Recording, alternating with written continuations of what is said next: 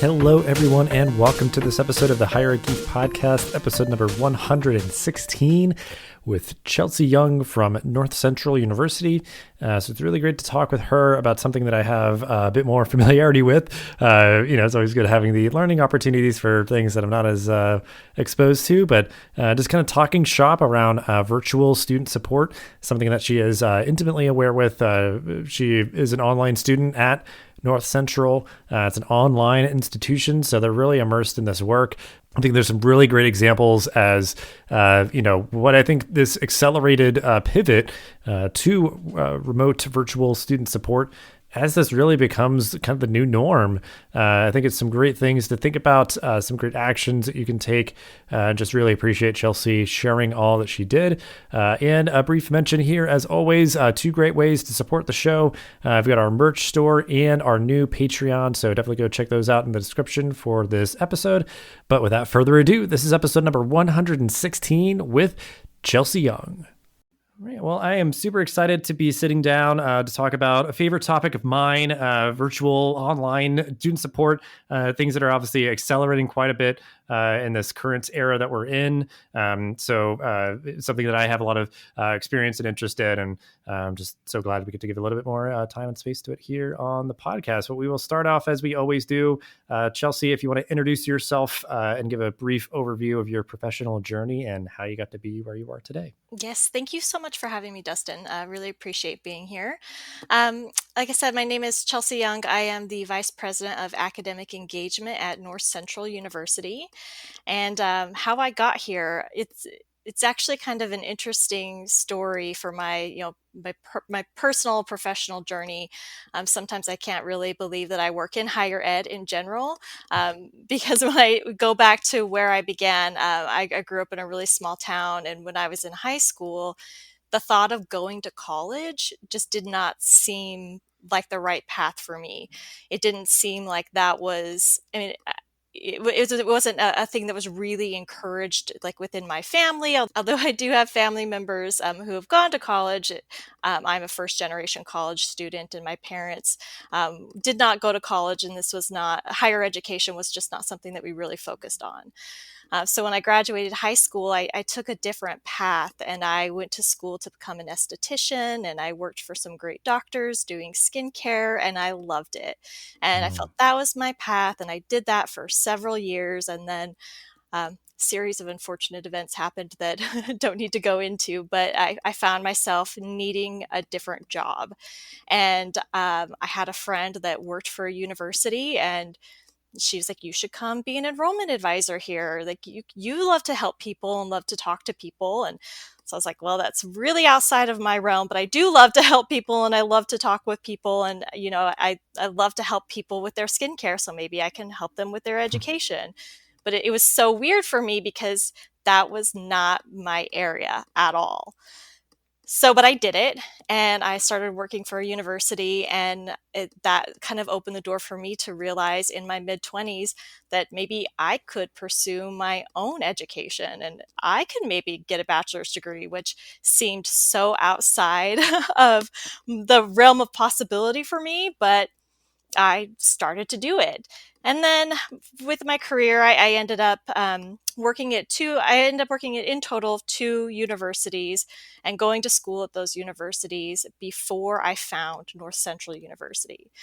I was still working on my bachelor's degree, and I was going online. So I had never attended an on-campus ground program ever in my life. To this day, I have not. So I found a North Central University, not just for a career change, but more for the student experience.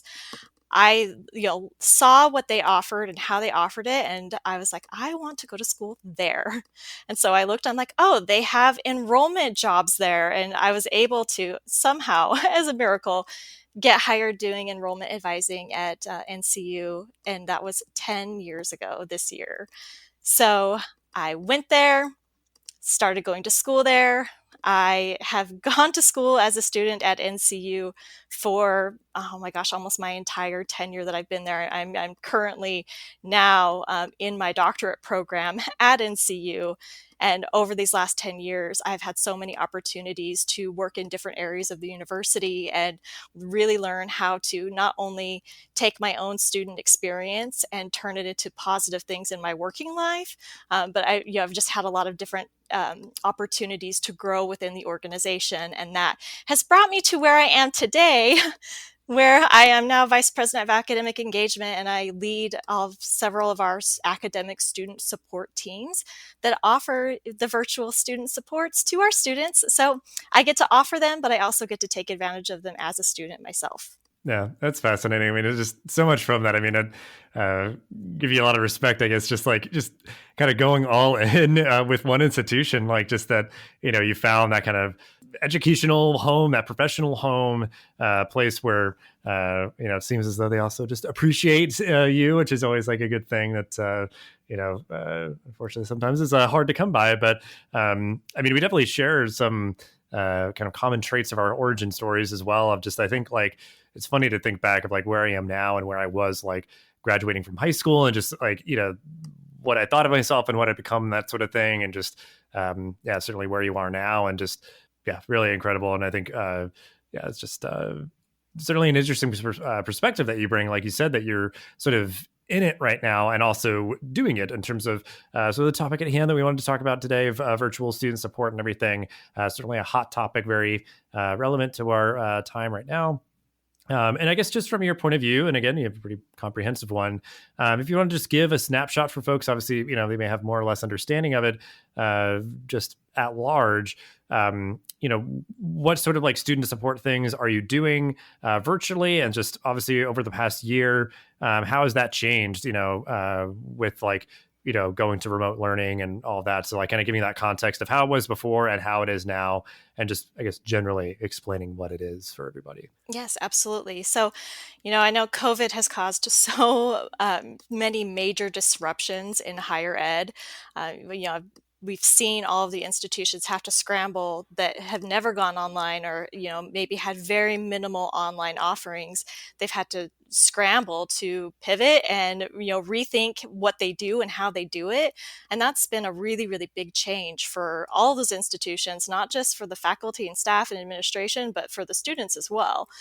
One thing for us at NCU is we are a 100% online university. We always have Mm. been. So we've had, we were founded in 1996. So we've had, 25 years of experience of figuring out how to do this. So it's in our DNA, like we were built to be online. So when COVID hit, we didn't have to shift or change what we were doing. And that was good for not only us internally, but it was good for our students because they're built for it too, because we have trained them to learn how to be online and, learn online. And that from the day that they walk in our virtual doors, this is what it is, so we teach them from day one. So we didn't have to do any major pivots in regards to the way we offer our services and what we do. What we did have to do, though, is learn how to provide additional supports to them, more emotional supports. Mm. There's so much that, just the isolation of being quarantined, and, then you're going to school online, but you're just stuck in your house and you don't have your normal life. And so I think that was a really big challenge for us to learn how to, really support, meet the emotional needs of our students and ourselves, internal faculty and staff. I mean, we had the same challenges. So, we were definitely able to rely on our knowledge of how to build community online and how to break down the isolation barriers, because everyone, really got stuck in that isolating space of, having to stay home and, not, live your normal life. So that was probably the biggest thing for us, is just trying to leverage what we know we do well with, building community and creating connections in an online space, and then applying it even more so during this COVID pandemic that's still going on today. Well, yes, yeah, that's interesting. Yeah, because institutions like yours, in just any facet of institutions that are that had already been working digitally and supporting online students and those sort of things. Obviously, we're all positioned to not have it be as disruptive. But like you said, all of your faculty, staff, and students were sort of doing without in so many other regards in their life. That they might have experienced job disruptions or just feeling especially isolated, even though they can continue studying and doing what you can to help sort of build that community and be supportive. But I guess just to clarify, so even though like the whole institution, is an online university and everything, like, do faculty and staff like work out of like a headquarters or hub? Like, are like, and I guess for your sake too, like, do you work like full time remotely? Like, was that like a change that you had to go through at all? Yeah, actually. So it's interesting the way our university is set up. The majority of our university is remote. I mean, our faculty and staff live all over the country. We have a presence in every, 50 states. We also have faculty and staff that live overseas, so we really are global. But we did have, headquarters space and service center office space where we worked, and some folks worked in person, and I was one of those where I Mm. had an office in our office space, but half of the people I worked with were remote. The teams that report up to me, they're all remote, so I was already used to working with them in a remote capacity. But there are several of my colleagues that I would see on a daily basis in person that I could no longer see anymore. So we have shifted to completely remote. So all of the folks that did work in the headquarter and building spaces have transitioned to fully remote and online. And so for that population of people, which was pretty small, it was a big transition. But the good news is we're so used to working with folks that had the work from home down that it was easy for them to support all of us who were going through that transition, and gave us tips and tricks on how to really be effective working from home full time. Yeah, that's good to hear because I've actually talked with people who like work to do like digital community engagement, but like they all work together in an office. So it was like the irony of like, oh, well, we all have to figure this out. The thing that we help other people do, but like, it's sort of like a sobering thing where it's like, wow, we don't actually like maybe like, embody the best practices that we might advise others to do. So they kind of had to just like, look themselves in the mirror and kind of just, make those adaptations. But, well, I guess, yeah. So we kind of have laid that whole kind of broader context and, how your all team, everybody works together. But I guess talk a little bit more about your approach at North Central in terms of like, you're doing this virtual student support, how you go about doing that. Cause I mean, we're kind of starting from the 30,000 feet up because that, just saying virtual student support could mean a lot of different things. So if you want to kind of start breaking it down, zooming in a little bit, then we'll kind of go from there. Yes, absolutely. So, high level, obviously our students, we have to cater to our specific audience of students, and every university is different. Everyone has, a different student population that they serve. So for us, all of our student population, they are primarily in graduate programs. They are in their master's and their doctoral degree programs. Like that is our like primary student population. And because it's graduate school focused, these folks, they're adults. This is their coming back to school. They haven't, many of them haven't been, either they've never gone to school online or they haven't been to school in many, many years. This is, a dream that they have wanted to achieve their PhD their whole life. And now they're, far in their kids are grown and they're finally going to pursue that dream. And they're all, working adults. That is our primary student population, and they're all over the world. So we had to really create a virtual student support model that would fit our students' needs. And that, primarily is they need support and access 24/7, and we have to do it in a way that makes them feel that they have what they need to learn, not just through the resources and the curriculum that they get in the classroom. So we came up with a holistic and integrated approach to providing our support services so that it really does span the entire life cycle of the student. And we did that based on three principles. So foundation, preparation, and connection at a distance. So within that model, and I'll give you a few examples too to help you really clarify what all of that means, was I have 4 teams that work for me and report up to me that follow this model. And that's our library, our Academic Success Center, and that Academic Success Center provides coaching and tutoring for writing and statistics and all kinds of things like that. And then our Center for Teaching and Learning that provides a lot of training and like student life support. And then last is our Commons. And our Commons is actually a virtual like social network space. So it's something that we built in house, but it's very similar to your social platforms like Facebook, Twitter, LinkedIn, where we give our students a place to connect with each other. So those are the teams that I work with that provide these student services, and we do it in a shared technology platform so that we can utilize tools to really engage with our students, to make it easy for them to move from one team to another, because they all provide resources and they all provide services. And we know that with our students, we really have to give them primarily like asynchronous opportunities to be successful and to get what they need. So with our foundation, we have 24/7 resource centers, library databases, learning aids, video tutorials. We record everything we do. So webinars, workshops, we give all of them that access asynchronously.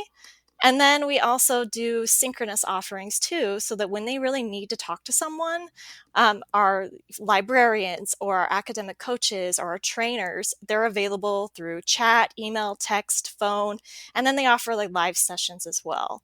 So that's really where we put our foundation into play. Then from there, we focus on preparing them. So our preparation principle is preparing them with skills that they need to be successful. So it's a lot of our co-curricular efforts. It's helping them develop their scholarly writing, helping them develop their information literacy and learn how to really use our library databases to become a skilled researcher, because they need that as they're going through their degree programs.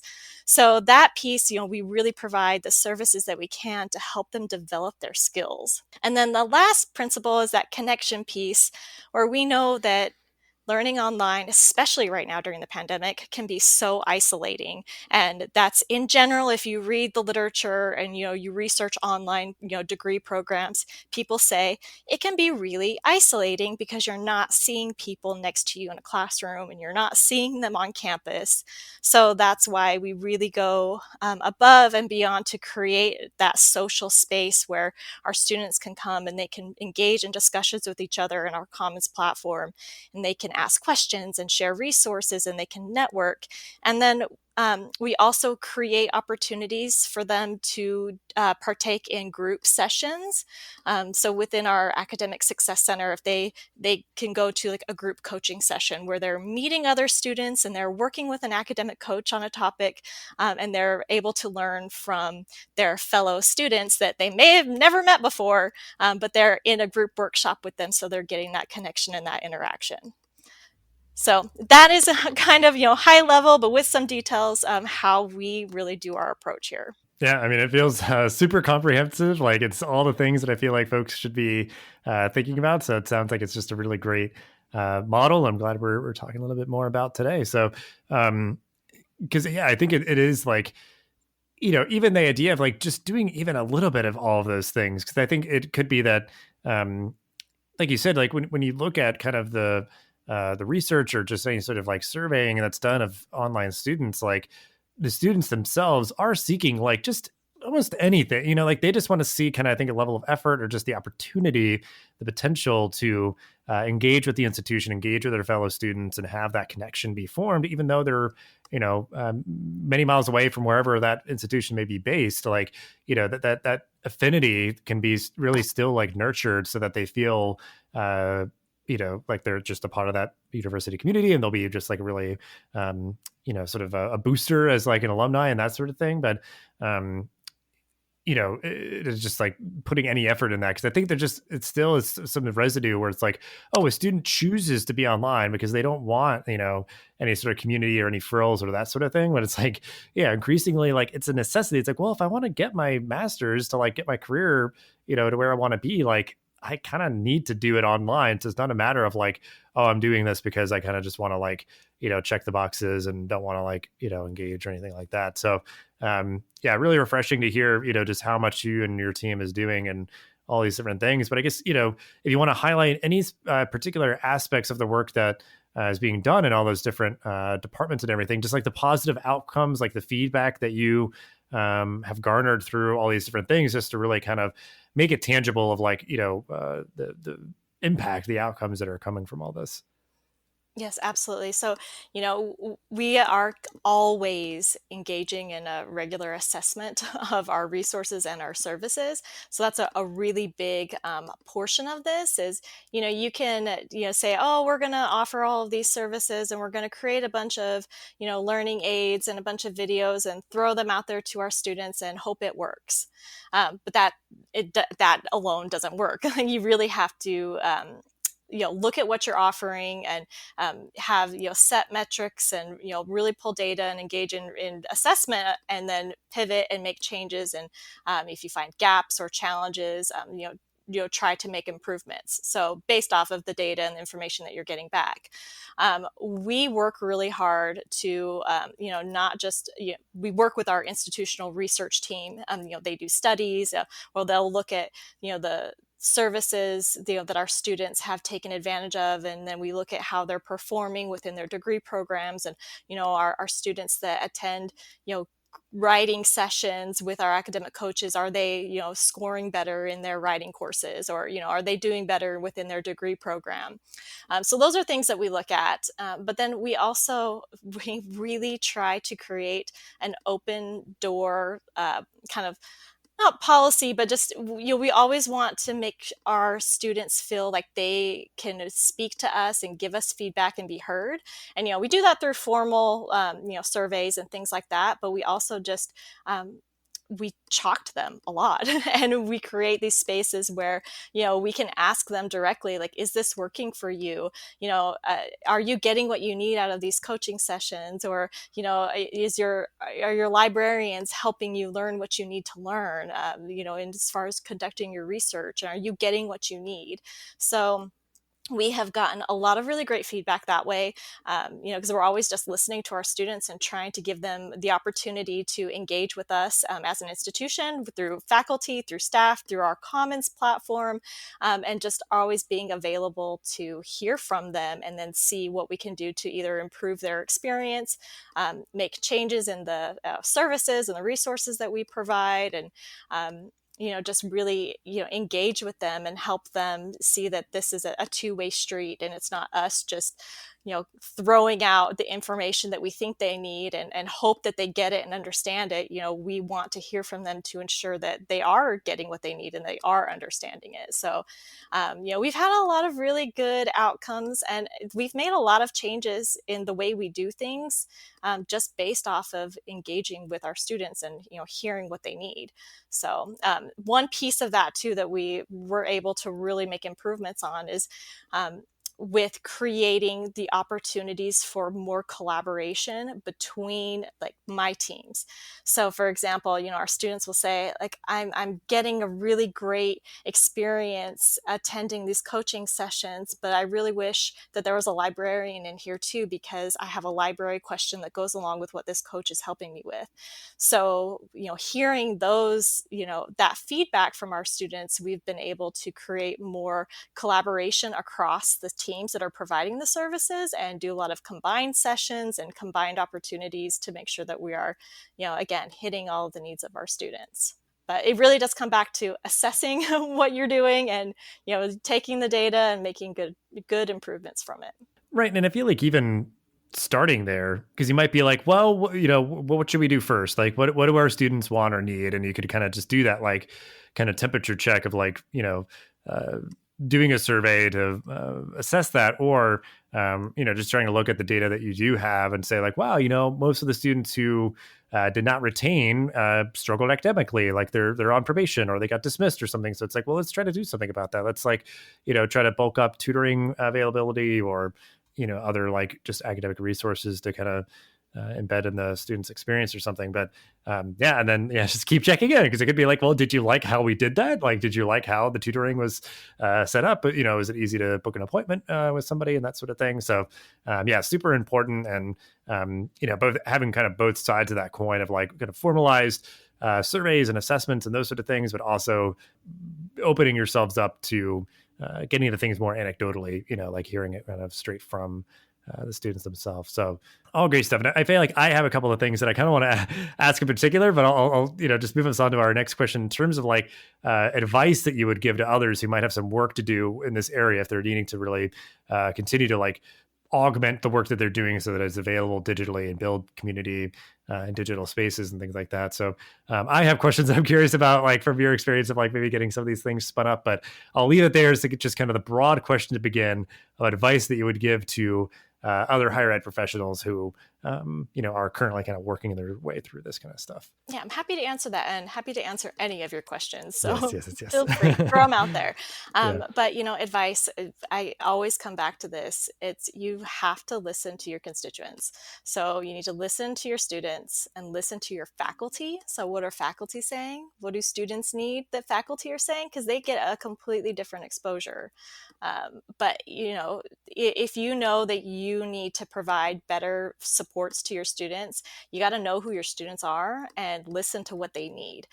Because I could say, I can sit here and say, here's the things that work for us, but that might not work for every other university because your populations might be different. So, I know that if I'm, providing specific services to support students in a dissertation sequence, and I'm trying to help them get through writing their dissertation and conducting the research and their study for their dissertation, that's completely different than what you would want to, the type of supports that you would give to maybe an undergraduate student that was attending on campus in person and now suddenly is having to complete their sophomore year of college online. So it's coming back to who are your students and what are you offering and what are you trying to achieve. So that's like the number one piece of advice, is to start there. And then really decide what can you build that will last long term. I think that COVID has really, again, I said this earlier, it's disrupted our entire space. Even for those of us that are already online, it's been a huge disruption. So anyone that's can invest in offering supports virtually, even if you have on-campus programs, think about what you can build that will be long-term and that would be sustainable long-term, that could maybe support your students that are in online programs, but also in ground campus programs. So really just listening to your students and, trying to make those decisions and, doing a lot of research around it to support exactly what they need, I think is the best place to start. That's great advice. And I think, so I wanted to kind of frame this in like an advice piece of like what my question was, because I think a big piece of pretty objectively of what students need, especially, online students. And like you said, too, I mean, it's good to frame this as like any work that's done here doesn't solely benefit online students more often than not. It's going to help commuter students and any adult learners, students who, are working and just need some additional flexibility and availability of resources. So it's kind of on that point, because you mentioned sort of having, kind of 24/7 availability and just sort of like focusing on that a bit, because I think that that's huge. Because like if only you're only open 9 to 5 in your local time, and people can't actively have conversations to get the support that they need, that doesn't help them to feel as part of the community or get things resolved in a timely manner. So what are just like methods or platforms, or just what are the ways that you work to make sure that you are available across time zones and all those kind of things for all your students? Yeah, so technology is our friend. So, for sure, trying to figure out which piece, I mean, there's so many tools and things out there, so trying to figure out which, piece of technology that you will use to make this work for you. And I don't think that it has to be a million of the latest, crazy technology tools that are the hot on the market. You just have to figure out like what's something that you can all use and that will work for you, for your institution, and also for your students and the student experience. And for us, we use use, one shared platform that houses our resource centers. It gives access to our library databases. It's connected to our learning management system. And then it has, the tools embedded in it to be able to take chats and be able to respond quickly to emails in a queue, and be able to take phone calls. And also, which is huge for us, is be able to have a very streamlined student experience from one center to the other. So if a student gets on and sends a chat to our library team, but it's actually, something that's housed in our Center for Teaching and Learning, and they need to talk to, one of our trainers, then we can seamlessly transfer the student from one center to another because it's all in the same platform. So that has been really huge for us, is, just being able to invest in that integrated space where everything is in one spot for our students. And then as far as time zones go and making people available, luckily we are a remote organization, and so like my team members are all over the country, and they all have different shifts and schedules that they work. And there's times that we're not available in person 24/7, but that's why we have all of our resource centers at our learning aids that are available to them if we're not online. But we do have really extensive coverage. We have night coverage, we have weekends, so we've really just we built our teams out with a lot of flexibility and a lot of coverage so that we can be available to our students during the times when they really do need us.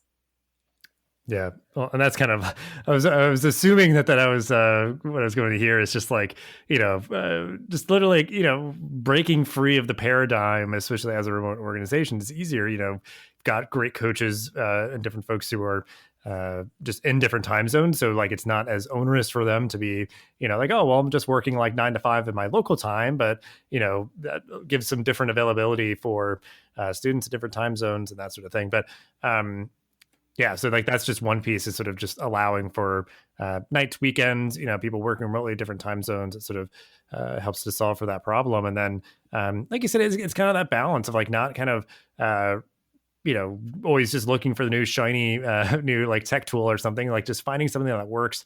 And, it sounds like for you all, like you have something that seems pretty seamless for students. Like it's pretty, just easy to manage for them and everything, and just works for what you all need and everything. So I'm just trying to keep it, fairly lean there, I presume. But yeah, I mean, and sort of in that same mindset, I guess, of just like resources and everything. So, we can keep it kind of broad to start, I guess, of just, because this is a very broad topic, and where anybody might be interested in to begin with. But so yeah, like what would you recommend, I guess, where to look to even like get started to just learn more about virtual student support? Well, we are a graduate institution, so we're very focused on research, and there's so much great literature out there. So, I would really recommend that, folks take some time to really, do some literature research to find, what is out there that would be helpful for them. I mean,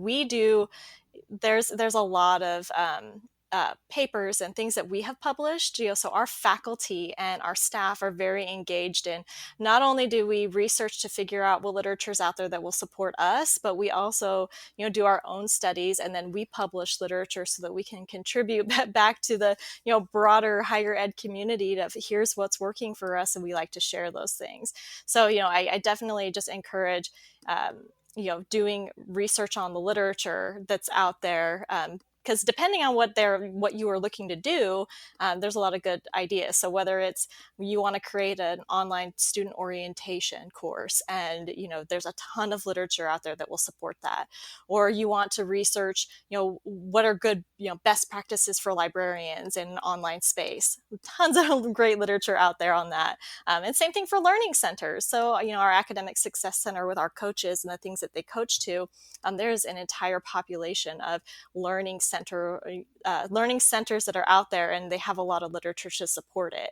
So that would be my first recommendation. There's no one particular magic book or article that will tell you everything you need to know, but just starting to find the literature for whatever your end goal is.